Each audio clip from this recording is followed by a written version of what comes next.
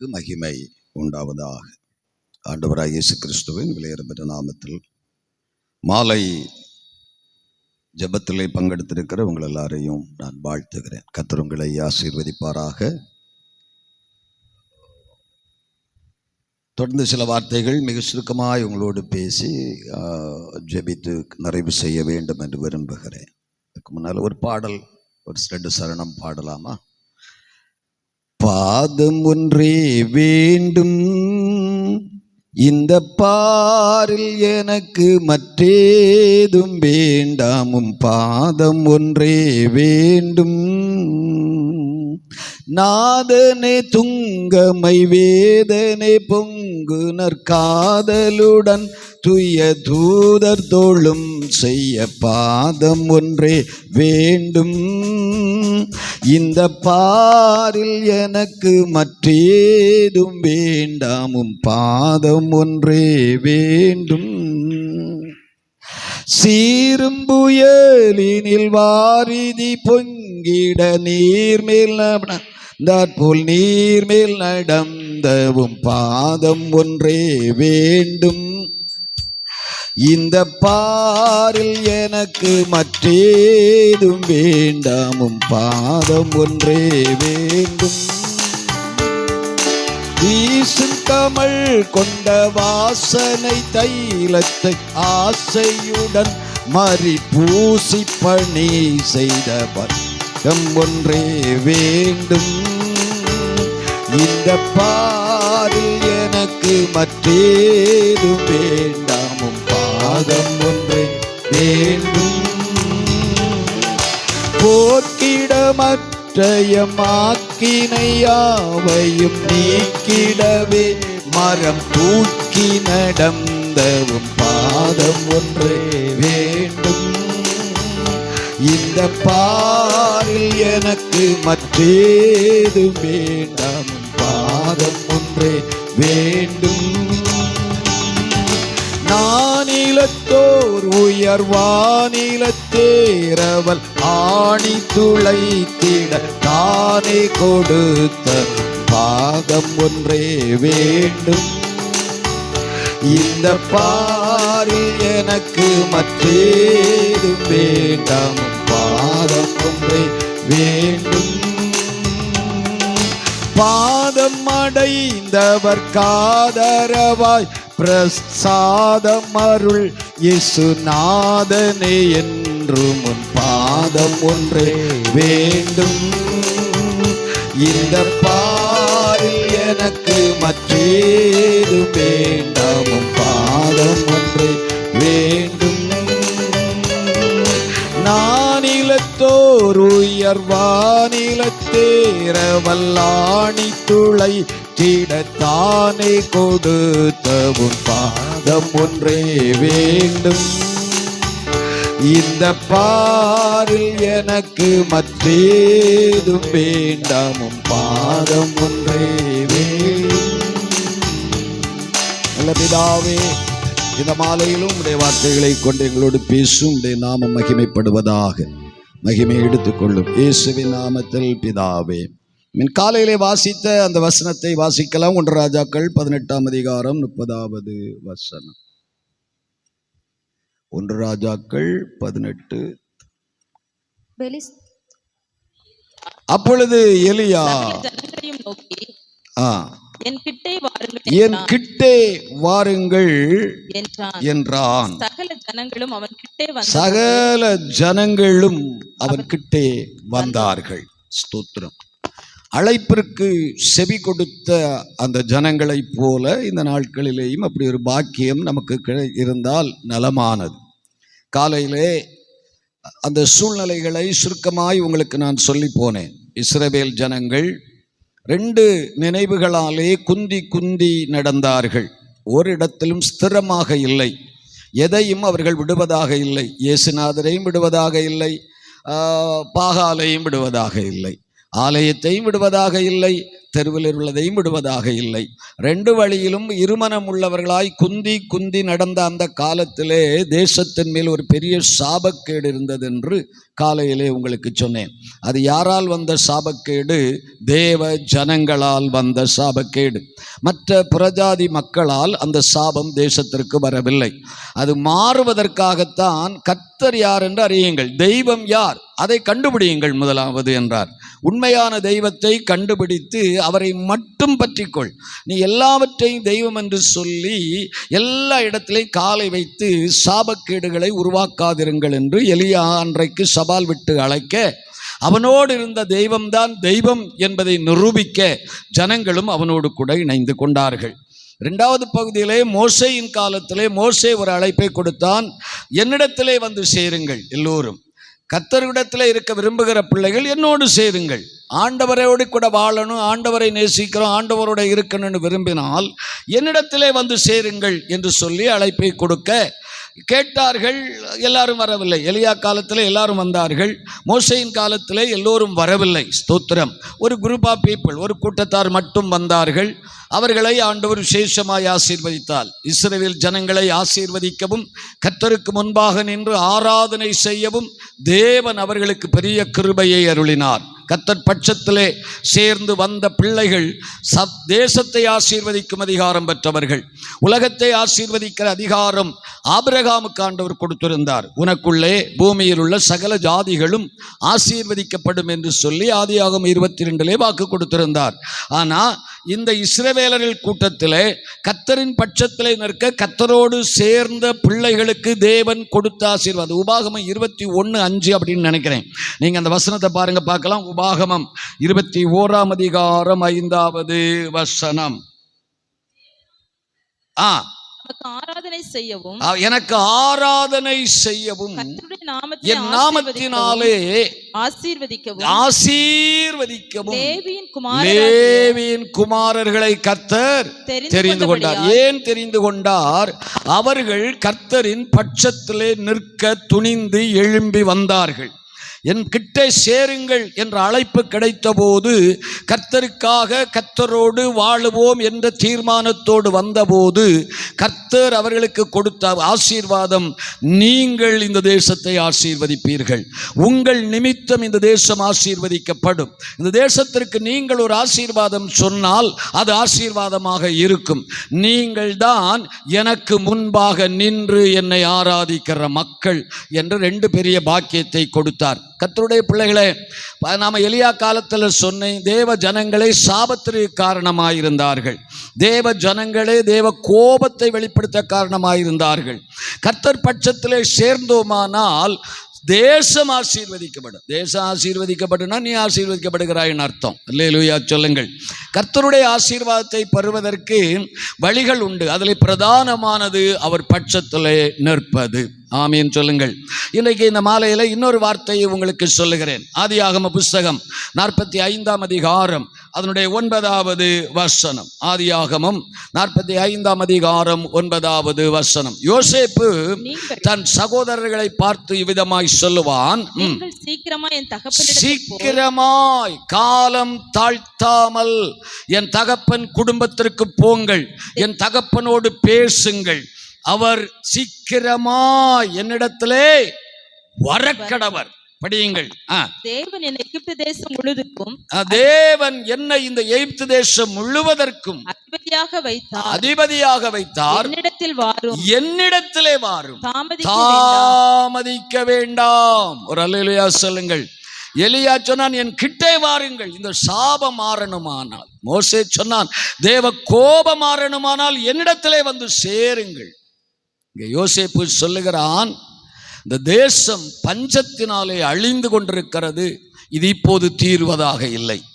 இப்பொழுது வந்திருக்கிற இந்த கேடு, இந்த நாசம், இந்த பஞ்சம், இந்த மரணம், இந்த அழிவு இப்போது தீர்வதாக இல்லை. இன்னும் கொஞ்சம் வருஷங்கள் இந்த தேசத்தை இது ஆக்கிரமித்து தேசத்தை சின்ன பின்னப்படுத்தும்.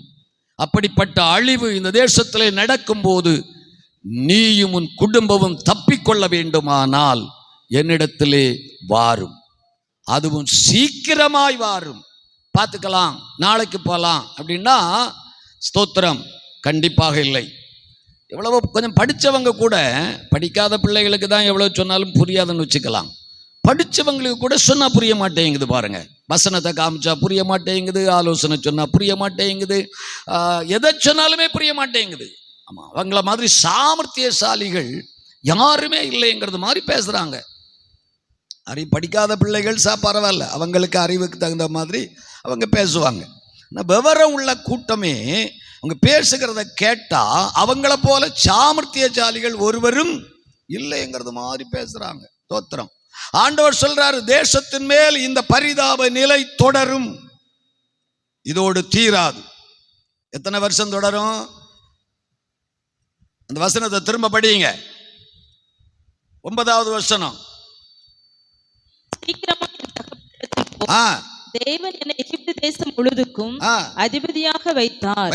என்னிடத்தில் வாரும், தாமதிக்க வேண்டாம். நீரும் உம்முடைய பிள்ளைகளும்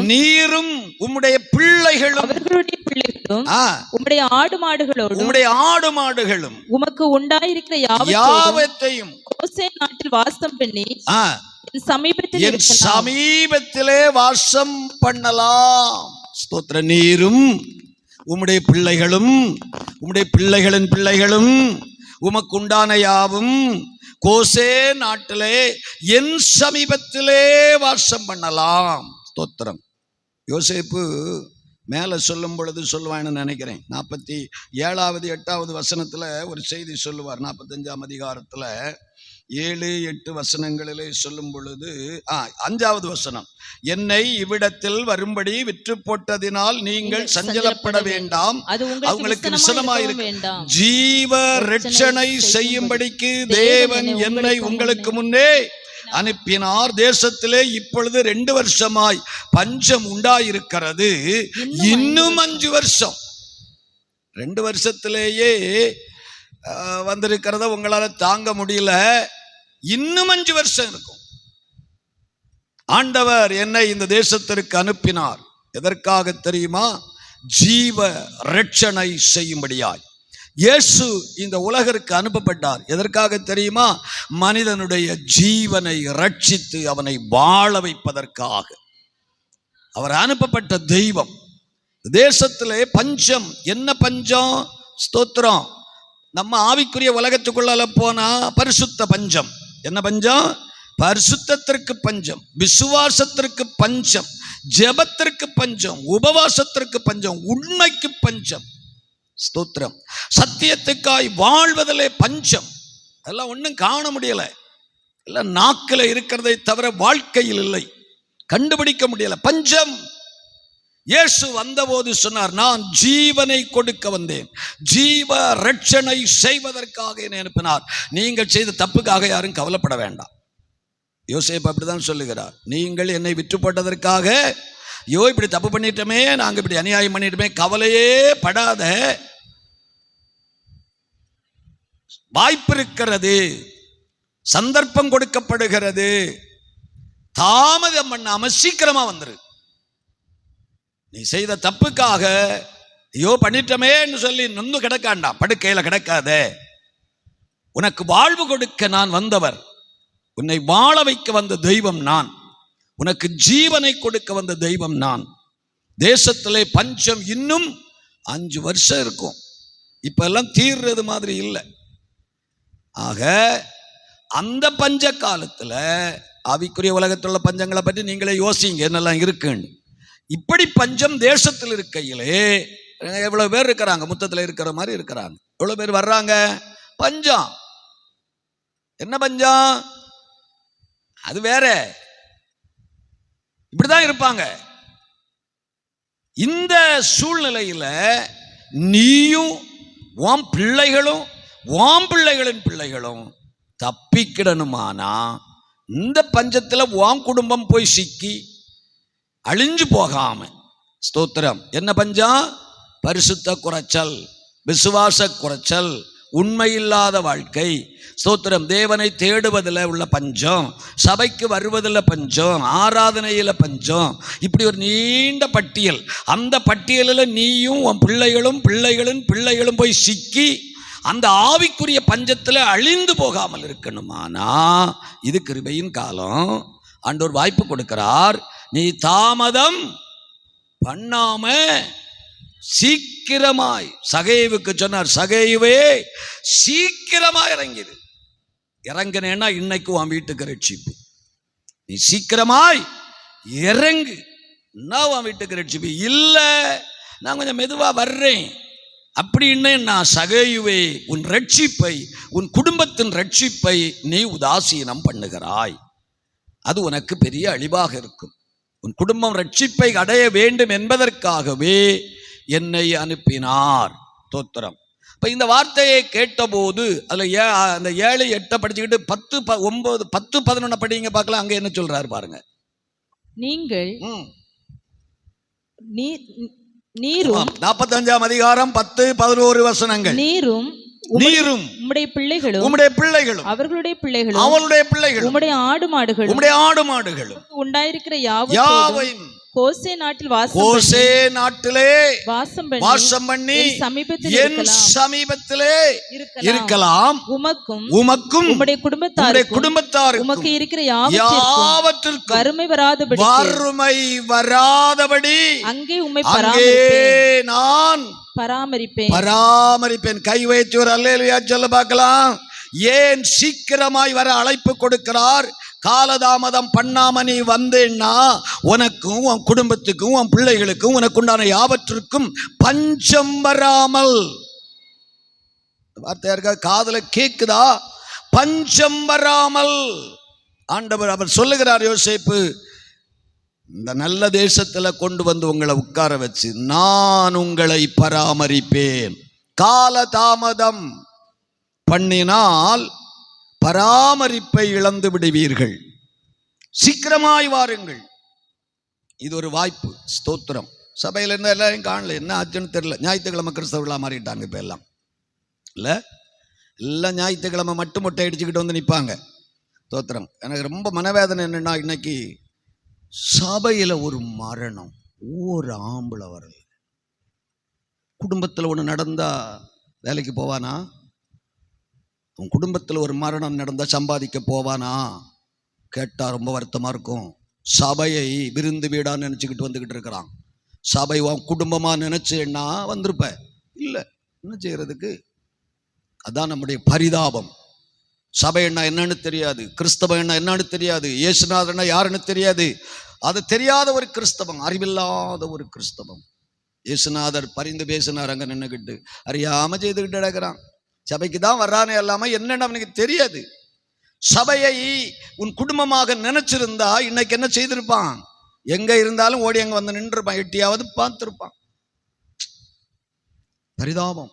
எந்த ஊர்லயும் கிடையாது. அப்போ எங்க அம்மா மரணத்துக்கு அந்த சபையில வேன் எடுத்துக்கிட்டு வந்திருந்தாங்க. வேன்ல, பைக்ல, சபையார் அவங்க தான் வந்து உட்கார்ந்து பாடிக்கிட்டு இருந்தாங்க. சொல்ல முடியல, சொல்றதுக்கே வருத்தமா இருக்குது. ரொம்ப கஷ்டமா இருந்தது. காலையில் மத்தியானம் நிற்கிற நேரத்தில் என்னால் யோசிக்கவே முடியல. மனுஷர்கள் தானா? மனிதர்கள் தானா? ஐயோ, நம்ம குடும்பத்தில் நம்ம உறவில் ஒரு ஆள் இறந்தா என்ன செய்வோம்? சபையில் ஒரு விசுவாசி இறந்துருக்குது, போகணும். ஐயோ, நம்ம போகணும். நம்ம குடும்பம், நம்ம பிள்ளைகள், நம்மோட உள்ளவங்க, கிறிஸ்துவ என்னும் ஒரே சரீரத்தில், கிறிஸ்துவின் குடும்பத்தில் ஒரு அங்கம் இறந்துருக்குது. அந்த உணர்வே இல்லாத, அதான் நான் நின்னதை பார்த்தீங்கன்னாலே உங்களுக்கு தெரியும். அவ்வளவு எனக்கு அதுக்கு அதை என்ன சொல்றதுக்குன்னு தெரியாமலாக்க நின்றுக்கிட்டு இருந்தீங்க அந்த கிளம்புற நேரத்துல எல்லாம். அவ்வளவுதான், எதுவுமே தெரியாது. ஆண்டவர் சொல்றாரு, நீயும் உன் பிள்ளைகளும் உன் தலைமுறையின் தலைமுறைகளும் உனக்கு உண்டான யாவும் பஞ்சத்தினாலே சாகாமல் பராமரிக்கப்பட வேண்டுமானால் காலம் தாழ்த்தாமல் தெய்வ சமூகத்தில் சீக்கிரமாய் வந்துவிடு. உடனே போ சொல்லுகிறான். உடனே போய் சொல்லு. எங்க அப்பா தகப்பன் குடும்பத்துக்கு போய் சொல்லு. அழிஞ்சிருவோம். நினைக்கிறதில்ல வாழ்க்கை, நினைக்கிறதில்ல உலகம். குடும்பங்கள் அழிஞ்சு, தலைமுறைகள் அழிஞ்சு நாசமாய் போவதற்கு முன் உடனேயே வர சொல். அது செய்தி சொன்னது யோசேப்பு. இன்னைக்கு உங்களுக்கு சொன்னா வலிக்கும், சபைக்கு சொன்னா சபைக்கு வலிக்கும். அன்னைக்கு யோசேப்பு சகோதரர்களுக்கு சொல்லுகிறான், அழிஞ்சு போயிடாதீங்கப்பா, அங்கேயே நீங்க சாமர்த்தியம் பண்ணிடுவீங்கன்னா நாசமா போயிருவீடா. நீயும் பயிருவ, உன் தலைமுறை பயிரும், உன் பிள்ளைகளின் பிள்ளையும் பயிருனாக்குன்னு சொல்றாரு. சீக்கிரமாய் வாரும். பிள்ளைகளுக்கு இருக்காது கேட்குதா? கதை பார்க்குறீங்களா? சொல்றது கேட்குதா? எதிர்காலம் வீணடித்து விடாதே, எதிர்காலத்தை நாசமாக்கி விடாதே, எதிர்காலத்தை நஷ்டப்படுத்தி விடாதே. ஆமா, சாமர்த்தியத்தினால நீ எதையும் செய்ய முடியாது. கிருபை, சம்பாதிக்க பலன் தேவன் தரணும், சம்பாத்தியம் கர்த்தர் தரணும். அது அல்லாட்டா ராப்பகலா நீ தலைகளா நின்னாலும் நடக்காது. தோத்திரம். சமீபத்தில் நடந்த ஒரு உரையாடல் சொல்றதுக்கு வெக்கமும் வேதனையுமா இருக்குது. ஒவ்வொரு நிமிஷமும் எப்படி பார்க்கலாம் அப்படின்னு பார்க்குறேன். சரி, பார்த்ததை கொண்டா சோத்துக்கு வழி இல்லை. ஒரு நிமிஷம் கிடைச்சா காசு எப்படி எடுக்கலாம்னு பார்க்குறாங்களாம். சரி, நல்ல காரியம். அப்போ பார்த்தது எங்கே? 10 நாளாக தான் கடன் வாங்காமல் வாழ்க்கை ஓடுதுன்னு, யாருக்கிட்டையும் கேட்காம. இந்த ஒவ்வொரு நிமிஷமும் அதை நீ மூட்டையை கட்டி வச்சுக்கிட்டு ஆண்டவரை பிடிச்சிருந்துறேன்னா, நீங்க உங்க காரியம் நீ செய்தாத்தான், நீ தந்தாத்தான் நான் உம்மோடு. ஸ்தோத்திரம். யோசனை பண்ணி பாருங்க. பைபிளில் இருக்கிறத, அதாவது பைபிள் படித்தா தானே பொதுவாக தெரியும். பைபிள் படிக்கவும் மாட்டீங்க. படித்தாலும் என்னமோ ஒரு பொழுதுபோக்குக்கு நேரப்போக்கு படிக்கிற மாதிரி படிப்பீங்க. ஸ்தோத்திரம். எனக்கு ரொம்ப மனன வசனம் எல்லாம் சொல்றதுக்கு ரொம்ப வராது. ஆனால் பேச ஆரம்பித்தா வந்துக்கிட்டு இருக்கும். ஆனால் நான் சொல்கிறதெல்லாம் பைபிளில் இருக்கிற சம்பவங்கள் எல்லாமே தெரியும். அந்த அளவுக்கு படிச்சிருக்கோம். ஸ்தோத்திரம். இப்போ எழுதி வச்சிருக்கிற பார்த்து பேசுகிறேன்னா சொல்லிக்கிட்டு இருப்பேன். எழுதி வச்சதை நான் பார்க்கலன்னா பாரு, எல்லாம் அது ஆபாய் கிடக்குது. சும்மா தான் திறந்து வச்சிருக்கிறோம். அதை பார்த்து பேசுறதில்லை. அல்லேலூயா. சீக்கிரமாய் வாரும்.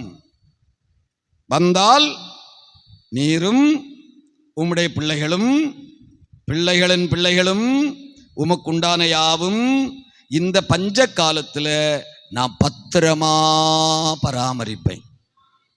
எத்தனை பேர் நல்ல வார்த்தையை ஏற்றுக்கொள்ளுவீர்கள்? தெய்வ சமூகத்தை வாஞ்சித்து நாட எத்தனை பேருக்கு மனம் உண்டு? கிடைக்கிற நேரத்தை கர்த்தருடைய பாதத்தில் செலவிட எத்தனை பேருக்கு மனம் உண்டு? ஸ்தோத்திரம். தாமதித்தாலும் வரும், கண்டிப்பாக நிறைவேறும். கர்த்தரின் பாதத்தில் தான். பாதம் ஒன்றே வேண்டும், வேற ஒன்று எனக்கு வேணாம்ப்பா. ஸ்தோத்திரம். ஏற்றுக்கொள்வது சாமர்த்தியம் அல்ல. மார்த்தாளை போல கவலைப்பட்டு செத்து தொலைகிறத விட ஏற்றுக்கொண்டால் அவர் பாதத்திலே உட்காரணும், அவரோடு கூட இருக்கணும், அவருக்கு நேரம் கொடுக்கணும், அவர் வார்த்தையை கவனிக்கணும், அவர் சொல்றதை கேட்கணும்.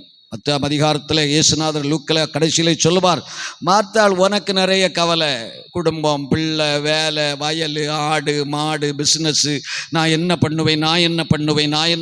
அது நீ மார்த்தா, என்னை ஏற்றுக்கொண்டிருக்கிற நல்லதுதான். நிம்மதி உண்டா உனக்கு? என்னை ஏற்றுக்கொண்ட உனக்கு சந்தோஷம் உண்டா? என்னை ஏற்றுக்கொண்ட உனக்கு சமாதானம் உண்டா? தேவையில்லாத கவலைப்படுகிறாய். மரியாதை பார். என் பாதத்திலே உட்கார்ந்து நல்ல பங்கை தெரிந்து கொண்டிருக்கிறாள். அது அவரோட செலவிடுகிறது, அவரோட வாழ்கிறது, அவரோட இருப்பது. ஸ்தோத்திரம். மார்க் 3ஆம் அதிகாரத்தில் இயேசு சீஷர்களை அழைத்த போது, நீங்கள் என்னோடு இருக்க வேண்டும், அதான் கண்டிஷன். அதுக்கு பிறகு ஊழியம், அதுக்கு பிறகு மற்ற காரியம். முதல்ல நீ என்னோட இருக்கணும், என்னோடு வாழணும், என்னோடு இருந்து விட்டு தான் நீ ஊழியம் செய்யணும். நீ பாட்டுக்கு ஊழியம் நல்லா ராப்பகலா படக்கிறத விட்டுட்டு என்னோடு இரு. அவர்கள் 14வது வசனம், அவர்கள் அவரோடு இருக்கவும் அப்படின்னு படிக்கலாம். ஸ்தோத்திரம். கர்த்தர் நல்லவர். ஒரு அல்லேலூயா சொல்லுங்கள். ஏனோக் தேவனோடு சஞ்சரித்து கொண்டிருந்தார். குடும்பம் இருந்தது, மனைவி இருந்தால், மக்கள் இருந்தார்கள். ஆண்டவரோட சஞ்சரிக்கிறது குடும்பமோ மனைவியோ மக்களோ ஏக்கர் கணக்கா சொத்து அன்னைக்கு அவனுக்கு உண்டு. திராட்சை தோட்டங்கள் உண்டு, அதெல்லாம் வச்சிருந்தார் அவர். ஆனால் அதெல்லாம் ஒன்றும் தடை கிடையாது. மனம்தான் தடையே அல்லாமல் தொழிலோ பிஸ்னஸோ சம்பாத்தியமோ ஏக்கரோ நிலங்களோ தடையே இல்லை. மனம் இல்லை, வரல. ஏன் சர்ச்சுக்கு வரல? மனம் கெட்டு போயிடுச்சு, வரல, அவ்வளவுதான். இல்லாட்டா வரலாம். உடம்பு வலிக்கும். இந்த பாருங்க, இன்னைக்கு சாயங்காலம் 4 மணிக்கு எனக்கு ஃபோனு. எங்கள் அப்பா தங்கச்சி, என்னை விட ஒரு 3 வயசு பெரியவங்க. 3 வயசு 2 வயசு தான் பெரியவங்க. கடைசி தங்கச்சி அப்பாவுக்கு. எங்கள் அம்மா இறந்த நேரத்தில் எங்கள் மாமா அவர் திடீர்னு இறந்துட்டார். சாயங்காலம் 4 மணிக்கு ஃபோன், இறந்துட்டார், கிளம்பி வர்றியா அப்படின்னாங்க. நாளைக்கு உயிர்த்தெழுதல் பண்டிகை, அதை விட்டுட்டு எப்படி வர்றது? அதனால் ஒரு பொய்யை சொன்னேன். சொல்லுங்க, நான் ஆந்திராவில் இருக்கிறேன், ஆனால் அம்மா முடிச்சுக்கிட்டு கிளம்புற வேலை சொல்லிட்டு தான் வந்தேன் ஊரில், நான் ஆந்திரா போகிறேன், இங்கே இல்லை தமிழ்நாட்டில் இருக்க மாட்டேன் அப்படி சொல்லிட்டு தான் வந்திருந்தேன். இப்போ சாயங்காலம் அவங்களுக்கு தகவல் சொன்ன நேரத்தில் சிதம்பரத்தில் இருக்கிறேன்னு சொன்னால் நீ உடனே கிளம்பி வந்தா நீ வந்துடலாமே அப்படிம்பாங்க. சிதம்பரத்தில் இருக்கிறேன்னு சொல்லியிருந்தால் இப்போ கிளம்புனா வந்துடலாடே அப்படிம்பான். உடனே தம்பி நீ கிளம்பி வாண்ணா அப்படிம்பான். நான் ஆந்திராவில் இருக்கிறேன், நாளைக்கு ஈஸ்டர் பண்டிகை முடிச்சுக்கிட்டு நான் வர்றேன், நீங்கள் எல்லாம் இருக்கிறீங்களா? என் தம்பிங்க 3 பேரும் அங்கே தான் இருக்கிறாங்க, நீங்கள் 3 பேரும் இருக்கிறீங்களா பார்த்துக்காங்க. நான் சாயங்காலம் நாளைக்கு கிளம்பி அடுத்த நாள் விடிய காலம் வீட்டுக்கு அங்கே வந்துடுறேன் அப்படின்னு சொல்லி. ஏதாவது உங்களுக்கு புரியுதா? மனம் கர்த்தரை தேடுவதற்கு எதுவும் இடையூறு இல்லை. என்ன பிஸ்னஸ் பண்ணு, நீ என்ன வேலையை பாரு, தேவனை தேடுவதற்கு இருதயம் மட்டும்தான் வேணும். ஆனால் அது இல்லாத போயிருச்சு. எனக்கு பிரசங்கம் வரமாட்டேங்குது, ஒரு அல்லேலூயா சொல்லுங்கள். என்னைக்கு இந்த சமுதாயம் மாறும், இந்த தேசத்திலிருந்து எப்போ விடுதலை உண்டாகும், இந்த ஜனங்கள் நல்வாழ்க்கையை என்னைக்கு அனுபவிக்கும், சபையில் வந்து ஒரு ஆசீர்வாதத்தை அனுபவிக்க முடியாமல் கிடக்குதே. ஸ்தோத்திரம். அதை யோசிக்கும் போதெல்லாம் தூக்கம் வராது சில நேரம். எந்த காலத்தில் இது மாறும்? என்னைக்கு இந்த கிறிஸ்தவ உலகத்தில் இருக்க இந்த குடும்பங்கள் கிறிஸ்துவனுடைய ஆசீர்வாதத்தை பெறும்? கிறிஸ்துவுக்காக என்னைக்கு இது வைராக்கியம் பாராட்டும் தெய்வ சமூகத்தை தேடுவதற்கு? இதெல்லாம் யோசித்தேன்னா தூக்கம் வராது. ரொம்ப நேரம் கிடந்திருப்போம், தூக்கம் வராது. பாதி நாட்கள் தூங்குறது கிடையாது ராத்திரி. அல்லேலூயா சொல்லுங்கள். சரி விடுற உங்களை ஏன் வருத்தப்படுத்துவானே, ஒரு அல்லேலூயா சொல்லுங்கள். யோசேப்பு என்ன சொல்லுகிறாரு? நீரும் உம்முடைய பிள்ளைகளும் பிள்ளைகளின் பிள்ளைகளும் உமக்குண்டான யாவும் இன்னும் ஒரு 5 வருஷம் இந்த தேசத்தில் இப்படித்தான் சீரழிவும் கஷ்டமும் நஷ்டமும் கேடுகளும் அளவில்லாமல் நடக்கும். அதில் அழியாமல் உங்களை நான் பராமரிப்பேன், சீக்கிரமாய் வாருங்கள், காலதாமதம் பண்ணாதிருங்கள். நாங்கள் நல்லவர்கள், நாங்கள் நம்புகிறவர்கள், நாங்கள் ஜெபிக்கிறவர்கள், இந்த வீண் விதண்டவாதமும் கதையும் அடிக்காதீர்கள். அல்லேலூயா சொல்லுங்கள். நாங்கள் அவரைத்தான் நம்பி இருக்கிறோம், எங்கள் கஷ்டத்துக்கு அவர்தான் எங்களுக்கு உதவி செய்கிறார் என்று விதண்டவாதம் பேசாமல் தாழ்மையோடு கர்த்தருடைய பாதத்திலே வந்து விழுந்து விடுங்கள்.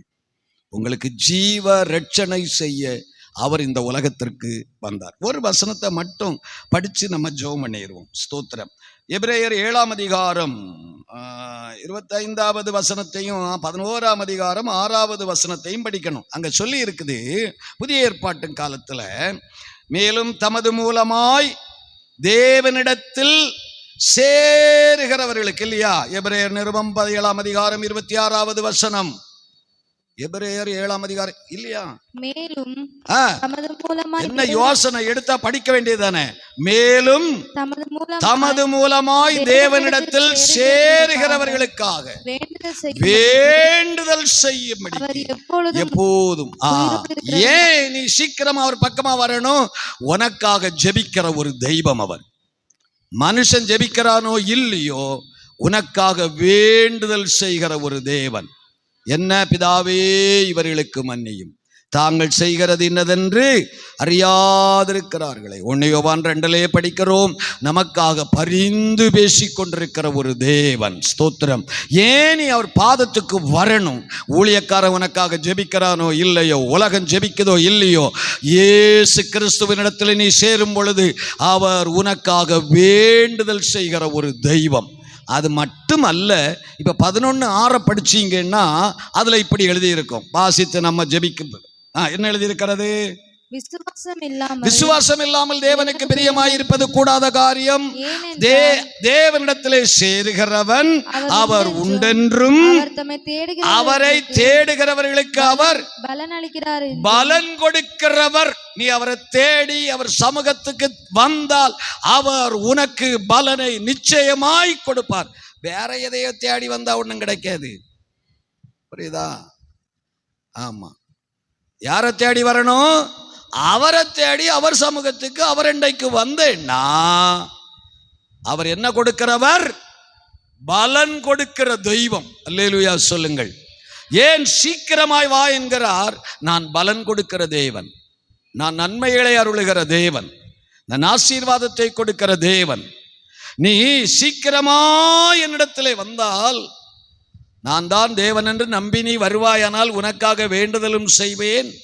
நீ வேண்டிக் கொள்ளாமலே உனக்கு செய்ய வேண்டியவைகளை செய்வேன். ஸ்தோத்திரம். எல்லாம் பைபிளை படித்து புரிஞ்சுக்கிட்டா கிறிஸ்தவ உலகம் சுகமான ஒரு வாழ்க்கையை வாழ முடியும். அப்படிப்பட்ட கிருபையை கர்த்தர் உங்களுக்கு தருவாராக. நேரம் முடிஞ்சு போச்சு. நம்ம எல்லாரும் எழும்பி ஜெபம் பண்ண போகிறோம். எல்லாரும் எழும்பலாம். காலதாமதம் பண்ணாதீர்கள், சீக்கிரமாய் வாருங்கள், என்கிட்டே வாருங்கள். கோசேன் நாட்டிலே நீங்கள் சுகமாக வாசம் பண்ணலாம், என்னோடு கூட வாசம் பண்ணலாம். ஒரு அழைப்பு வேதத்திலே தேவ ஜனங்களுக்கு கொடுக்கப்படுகிறது. ஸ்தோத்திரம், ஸ்தோத்திரம். தேசத்திலே 7 வருட பஞ்சம், 2 வருடங்கள் கடந்து போகிறது. தேசம் முழுவதும் பஞ்சத்தினாலே வாடுகிறது. யாக்கோபின் குடும்பமும் பஞ்சத்திலே அழியப்போ நிற்கிறது. ஸ்தோத்திரம். இந்த காலகட்டத்தில் நடந்த சரித்திர செய்தி தான் வேதாகமத்தில் எழுதப்பட்டிருக்கிறது.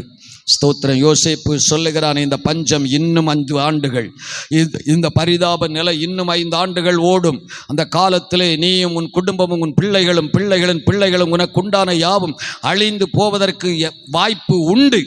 அது அழியாமல் இருக்க வேண்டுமானால், நீயும் உன் தலைமுறைகளும் அழியாமல் இருக்க வேண்டுமானால், உனக்குண்டான யாவும் அழிவை காணாமல் இருக்க வேண்டுமானால், நீங்கள் போங்கள், என் தகப்பனுக்கு சொல்லுங்கள், என் தகப்பன் வீட்டுக்கு இந்த நற்செய்தியை சொல்லுங்கள். ஜீவ ரட்சணை செய்யும்படி நான் அனுப்பப்பட்டேன் உங்களுக்கு முன்னே. இந்த தேசத்தில் இப்படி அழிவு வரும், இந்த அழிவிலே குடும்பங்கள் காக்கப்பட அந்த ஜீவ ரட்சணை செய்வதற்காகவே நான் அனுப்பப்பட்டேன். என் தகப்பன் குடும்பத்திற்கு போய் சொல்லுங்கள். ஸ்தோத்திரம். நீங்க என்ன சொல்லுகிறீர்கள் என்று தெரியல, உங்க குடும்பத்துக்கே உங்களால சொல்ல முடியல. ஸ்தோத்திரம். சுவிசேஷ வேலை தீவிரமாகட்டும், சுவிசேஷ பணி தீவிரமடையட்டும். ஜனங்கள் இந்த பஞ்சத்திலே வாரி கொள்ளப்பட்டு நரகத்திற்கு போகாதபடி தேவராஜ்யம் காண ஜீவனை கொடுக்க வந்த இயேசு. ஸ்தோத்திரம். இந்த மாலையிலும் காலதாமதம் பண்ணாதீர்கள், சீக்கிரமாய் வாருங்கள் என்கிறார். சீக்கிரமாய் வாருங்கள் என்கிறார். சீக்கிரமாய் வாருங்கள் என்கிறார். காலதாமதம் பண்ண இந்த தேசத்தில் இருக்கிற அந்த பஞ்சத்தில் நீயும் வாரி கொள்ளப்படுவாய் என்பதை மறந்து விடாமல், அதில் நீ வாரி கொள்ளப்படாமல், அந்த அழிவிலே நீ வாரி கொள்ளப்படாமல் நீ தப்பிக்கொள்ள, உன் குடும்பம் தப்பிக்கொள்ள, உன் தலைமுறைகள் தப்பிக்கொள்ள ஒரு நல்ல தெய்வம் இயேசு இந்த மாலையிலே உனக்கு ஒரு அழைப்பை கொடுக்கிறார். உனக்கு ஒரு அழைப்பை கொடுக்கிறார். இந்த காலத்தை அசட்டை பண்ணாமல் சீக்கிரமாய் வருவாயானால் உன்னை நான் பராமரிப்பேன், உன் குடும்பத்தை பராமரிப்பேன், உன் பிள்ளைகளை பராமரிப்பேன், உனக்குண்டான யாவற்றை நான் பராமரிப்பேன். ஸ்தோத்திரம், ஸ்தோத்திரம், ஸ்தோத்திரம், ஸ்தோத்திரம், ஸ்தோத்திரம். தாழ்மையோடு தெய்வ சமூகத்தை உண்மையா தேடு, உணர்ந்து தேடு. ஸ்தோத்திரம். சுத்த இதயத்தோட தேடு, அவரோட இருக்கணுங்கிற சிந்தையோட தேடு. ஸ்தோத்திரம். யாரோ சொல்லி பயமுறுத்துவதனாலே தேடாதே. கர்த்தரோடு கூட இணைந்து நடக்கணும், கர்த்தரோடு கூட கரம் பிடித்து வாழணும். அவர் பாதம்தான் என் வாழ்க்கை, அவரோடு சேர்ந்து செல்வதுதான் என் ஜீவியம் என்ற உணர்வோடு வா. உனக்கும் உன் தலைமுறைகளுக்கும் கர்த்தர் நல்ல எதிர்காலத்தை வைத்திருக்கிறார். ஸ்தோத்திரம், ஸ்தோத்திரம், ஸ்தோத்திரம். இதுதான் நற்செய்தி, இதுதான் சுவிசேஷம். இது தகப்பன் குடும்பத்துக்கு தீவிரமாய் அறிவிக்கப்படட்டும். இது தகப்பன் குடும்பத்துக்கு தீவிரமாய் அறிவிக்கப்படட்டும். ஸ்தோத்திரம், ஸ்தோத்திரம், ஸ்தோத்திரம். தேவனே, நான் உமதண்டையில் இன்னும் நெருங்கி சேர்வதே என் ஆவல் பூமியில். இன்னும் நெருங்கி சேர்வதே என் ஆவல் பூமியில். தேவனே, நான் உமதண்டையில் இன்னும் நெருங்கி சேர்வதே என் ஆவல் பூமியில். இன்னும் நெருங்கி சேர்வதே என் ஆவல் பூமியில். பரத்துக்கேறும் படிகள் போலவே என் பாதை தோன்ற பண்ணுமையா எந்தன் தேவனே. பரத்துக்கேறும் படிகள் போலவே என் பாதை தோன்ற பண்ணுமை